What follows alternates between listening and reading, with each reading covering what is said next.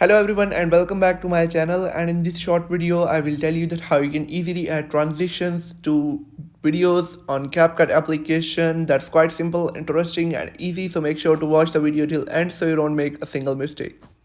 I'm on my iPhone. You can follow the exact same steps if you are on an Android or a computer as well. So first of all, open up the CapCut application, then tap on new project, and I'll simply tap on new project and I'll simply select two of these videos and then tap on add. These videos will be added on my timeline. Now you'll have to pay attention that uh,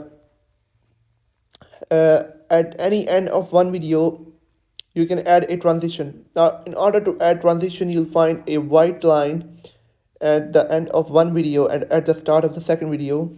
By tapping on this line, you'll be able to find all the transitions in this tab that has opened by tapping on that transition button.